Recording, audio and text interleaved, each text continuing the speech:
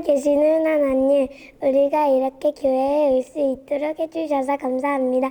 매일 예수님을 잊지 않도록 해주세요. 예수님 이름으로 기도드립니다. 아멘.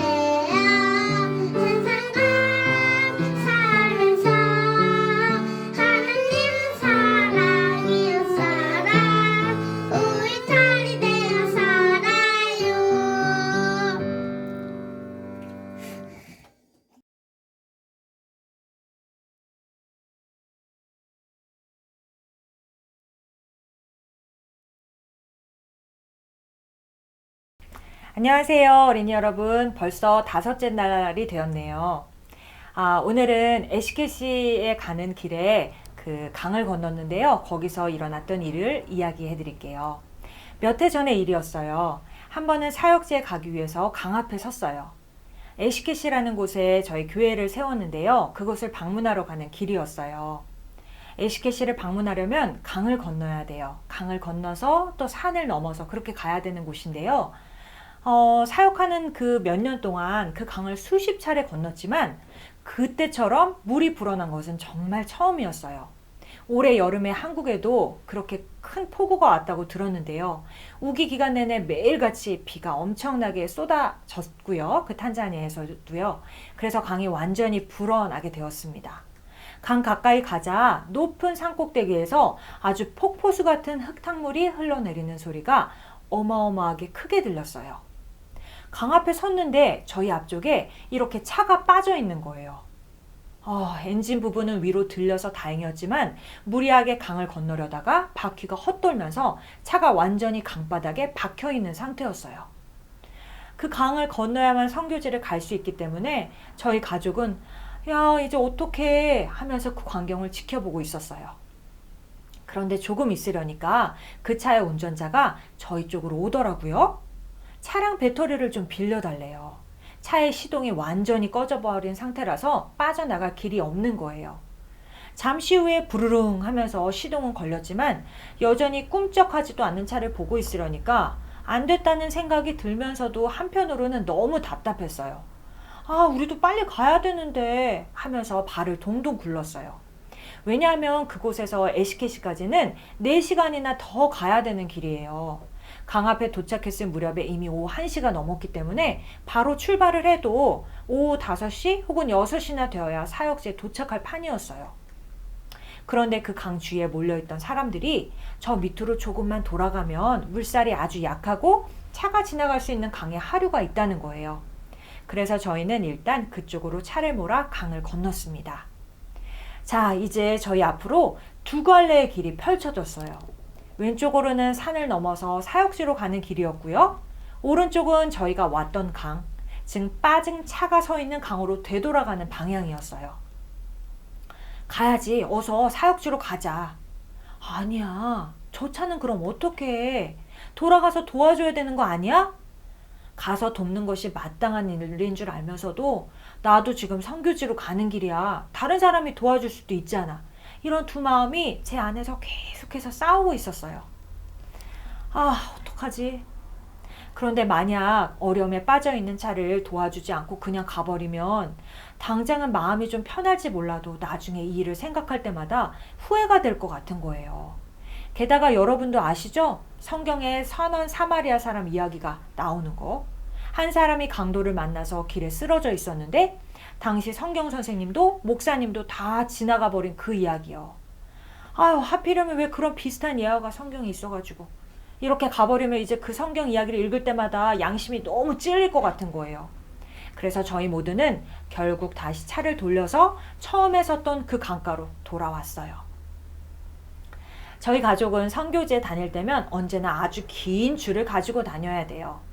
저희 차가 3톤인데요. 즉 3,000kg의 차량이 어딘가에 걸리거나 진흙 속에 이렇게 박혀 있으면 끌어낼 수 있는 줄이 필요해요. 아프리카는 도로가 정말 안 좋아요.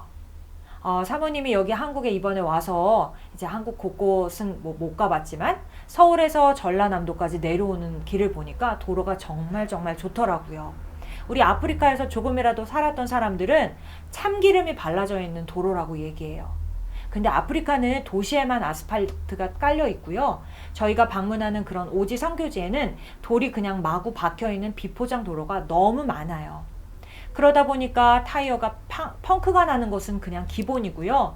차에 달려있는 부품들도 막 흔들리다가 떨어져 버리는 바람에 저희들이 다시 가서 뒤에 달려있던 스페어 타이어를 가져오는 일들도 있었어요. 그러다 보니까 고장났을 때 어느 정도는 수리를 할 수 있는 연장들, 또 차가 이렇게 빠졌을 때는 끌어당길 수 있는 줄들을 항상 가지고 다녀야 돼요. 이제 그 줄을 꺼내서 그 차와 저희 차에 연결을 하고 끌어당기려고 하는데 상대편 차량이 아까 전에 강바닥에 완전히 박혀 있었잖아요. 그래서 줄이 계속 끊어지는 거예요. 이번에는 삽으로 그쪽 차량 타이어 위쪽에 모래를 막 쌓아서 차가 들릴 수 있게 한 다음 다시 줄로 당겨 보았지만 또 역부족이었어요. 간신히 쇠로 된 줄인 체인줄을 빌려다가 다시 끌어보았는데요. 들리지가 않는 거예요. 더 큰 문제는 저희 차도 제자리에서 헛바퀴를 계속 돌다 보니까 점점 그 모래바닥에 함께 빠지고 있었어요. 강가에서 씨름을 한 지 어느덧 2시간이 지났습니다. 지켜보던 다른 차량들도 모두 떠나고 시간은 어느새 오후 3시가 되었어요. 저 차가 과연 나올까? 도저히 안 될 것 같아요. 그래서 목사님께 말했어요. 이제 우리 가야 될 것 같아요. 그랬더니 목사님이 딱 한 번만 더 해봐요 라고 하더라고요. 마지막으로 한 번 더 차를 잡아 당기는데 놀랍게도 절대로 나오지 않을 것 같은 그 무겁고 아주 육중한 차가 쭉 당겨져서 땅으로 올라왔어요. 바로 이렇게요.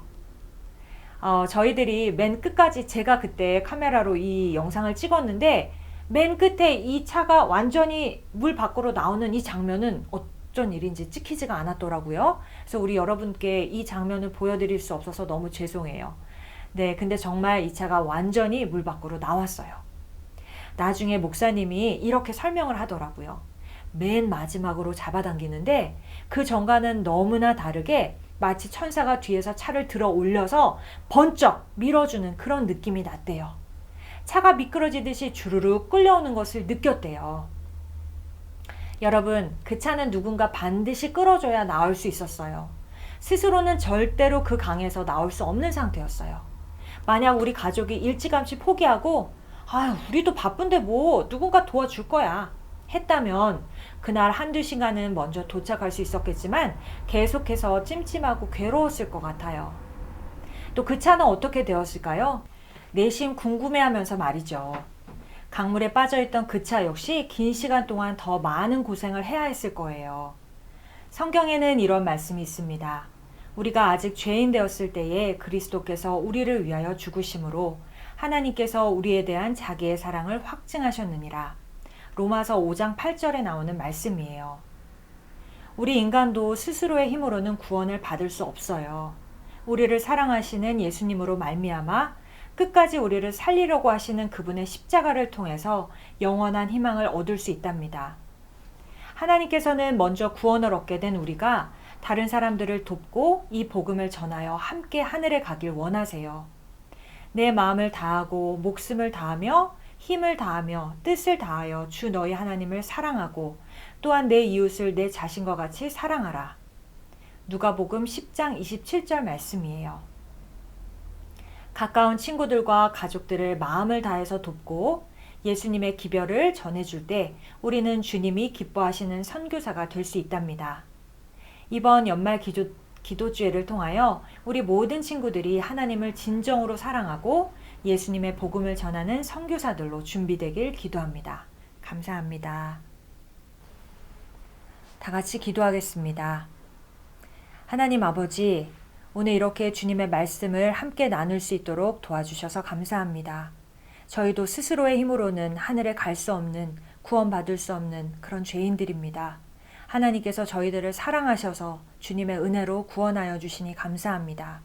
주님의 그 구원의 기쁜 소식을 저희 모든 친구들에게도 전할 수 있는 우리 충청 앞에 모든 어린이들이 될 수 있도록 인도하여 주세요. 예수님 이름으로 간절히 기도합니다. 아멘.